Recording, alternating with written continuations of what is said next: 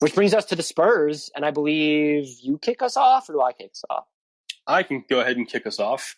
With the Spurs, they're another one of these many teams in the Western Conference where it's hard to pinpoint what exactly they're going to do because I don't think they know their direction yet.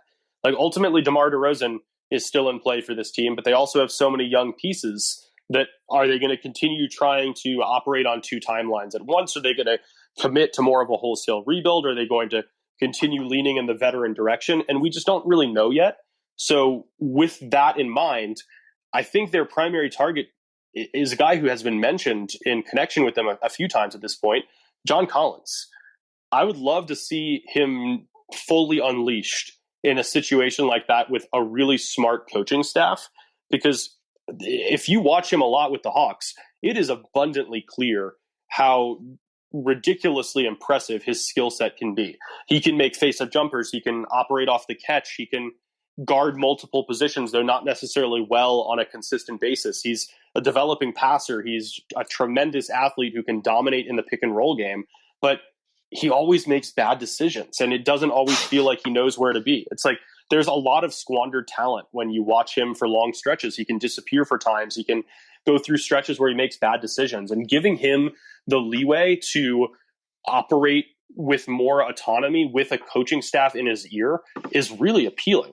Like the idea of him serving as the scoring centerpiece on a team with a bunch of impressive young guards who can also score and can also help set him up, but aren't so ball dominant like Trae Young.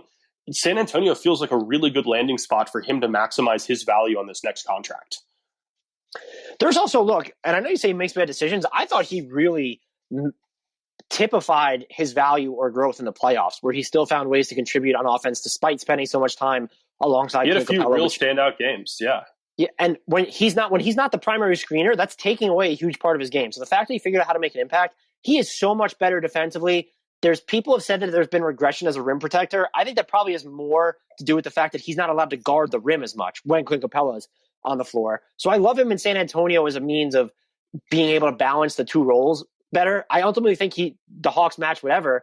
But if I'm San Antonio, you just look at the combination of, you mentioned they probably don't know what direction they're going in. I'm with you. I think they probably lean towards, can we get an impact player and then keep DeRozan, maybe Mills as well, and like try to tread water a little bit, but we don't want to tie ourselves into anything. John Collins fits with that just because he turns 24 in September, so he's still young, and I don't think he's going to be immovable if you sign him to a max contract.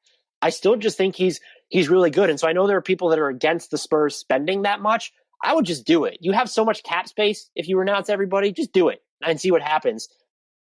I do also have listed for them Josh Hart or Duncan Robinson, just two other restricted free agents that you could throw some money at that I think would be good for this team. And as trade targets for them, I have Larry Nance Jr. listed again. I think he's such a Spurs player. So, and look, if I'm them also, I'm not ruling this out. I would never predict it, but maybe they lean into a point where they're a little bit more open to rebuilding. Or can they split the difference?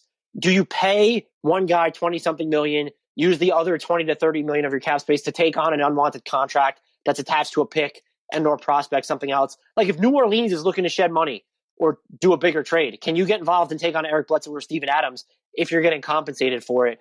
They're so complicated. I don't know if they're interesting because I think this all ends with them running it back in some form just because that's the Spurs way. But there's so many different directions they could go, and they have a ton of cap space. I would like to see them be at least somewhat aggressive with it, or if they are going to be like, hey, we want to make the most of Greg Popovich turning 73 next season in January or whenever it is, we're going to get after it, then do something significant to really mean it. Don't just re-sign DeMar, Rudy Gay, and Patty Mills. The Collins thing, as we mentioned, or Hart and Duncan Robinson, or again, explore the trade market, get involved for, it doesn't have to be a splashy target, but again, like a really fundamentally sound guy like a Larry Nance Jr.